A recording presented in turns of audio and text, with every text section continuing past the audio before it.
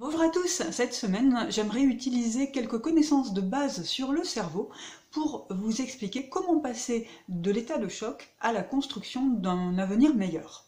Donc je vais vous demander de vous représenter le cerveau en trois parties, en quelque sorte en trois étages. L'étage le plus bas et le plus ancien, c'est ce qu'on appelle le cerveau reptilien. C'est un cerveau qui gère l'instinct, les états de survie et donc qui va donner une réponse instinctive et automatique aux situations de danger et de stress.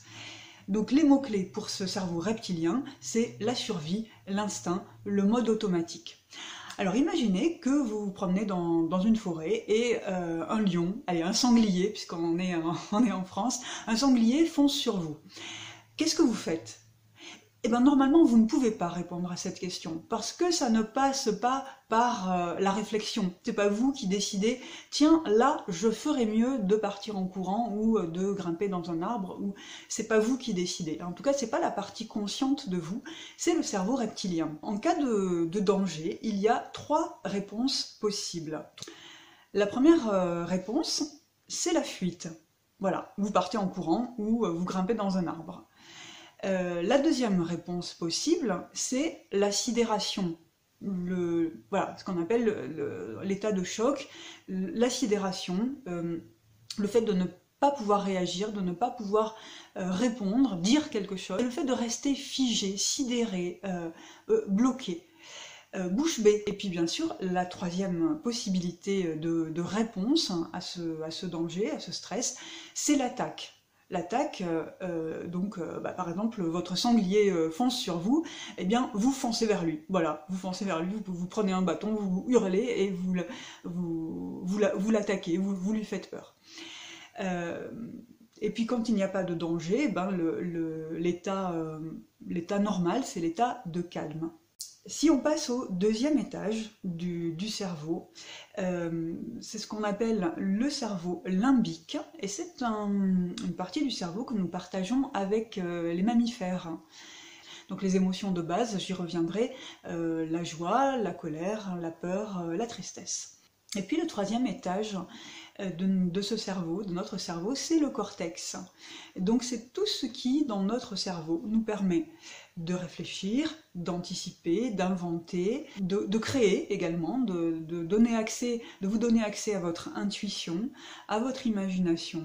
Voilà, donc c'est soit la créativité, vous voyez qu'on associe au cerveau droit, donc créativité, intuition, soit les capacités de réflexion, de rationalisation, d'anticipation, qu'on associe plutôt au cerveau rationnel, le cerveau gauche, l'hémisphère gauche en tout cas. Voilà. Et donc dans ce cortex, il y a une partie encore plus récente, qui se développe encore plus tardivement, c'est le néocortex, et c'est la partie justement qui permet d'anticiper, de prévoir l'avenir, donc d'inventer quelque chose de nouveau qui n'est pas dans nos repères habituels, qui n'est pas dans nos critères habituels. Et cette troisième partie, ce troisième étage de notre cerveau que j'ai appelé le cortex, et en particulier le néocortex, sont qualifiés de mode adaptatif par opposition au mode automatique qui est associé au cerveau reptilien.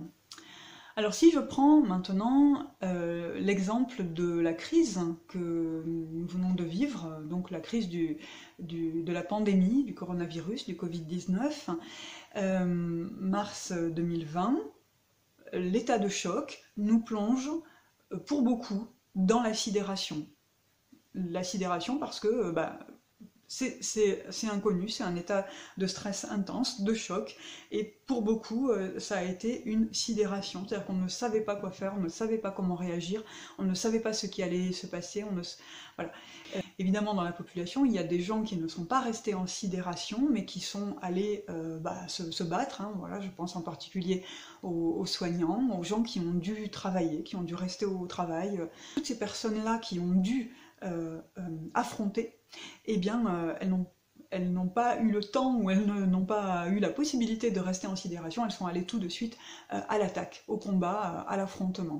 Comme je l'ai dit dans d'autres vidéos, nous avons tous eu nous avons tous eu à affronter et à accueillir des émotions très très fortes, hein, très violentes, notamment la peur et la colère. Et la tristesse pour ceux qui ont perdu leurs proches. Par ailleurs, beaucoup de voix s'est levée pour dire « c'est le moment de réfléchir, c'est le moment de construire le monde d'après ». Oui, mais le monde d'après, comme je vous l'ai dit tout à l'heure, il est au 3e étage. Et donc, si on est resté bloqué dans notre premier étage, dans notre cerveau reptilien, dans un état de choc, donc de sidération, ou si on est trop occupé par l'attaque, par le combat, eh bien on ne peut pas, d'abord on ne peut pas s'occuper de nos émotions, en tout cas pas suffisamment et pas de manière assez harmonieuse et assez paisible, assez transformatrice. Donc si on ne peut pas s'occuper correctement de nos émotions, il est très difficile, très compliqué ensuite de se poser pour imaginer, pour donner libre cours à son intuition, sa créativité et à ses capacités de réflexion, d'analyse, voilà, et donc à activer le néocortex pour imaginer des solutions innovantes, pour inventer ce qu'on a appelé le monde d'après. Donc vous voyez dans ce schéma du cerveau, vous voyez que pour arriver à inventer quelque chose de nouveau, pour arriver à inventer la société nouvelle, le monde d'après dont tout le monde parle, eh bien il faut d'abord calmer cet état de choc, ce stress, et calmer les réponses automatiques que nous y donnons, que nous y avons donné, et puis calmer les émotions, ce qui veut dire les écouter, les accueillir, pour pouvoir les transformer. Et c'est ensuite seulement qu'on va pouvoir passer à la phase intuition, réflexion et anticipation, imagination.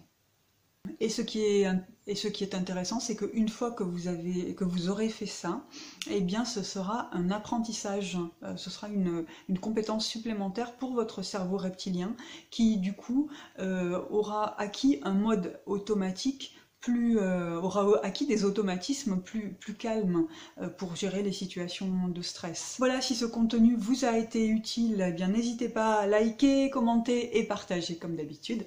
Je vous dis à la semaine prochaine. La semaine prochaine, bien sûr, je reviens plus en détail sur le rôle des émotions.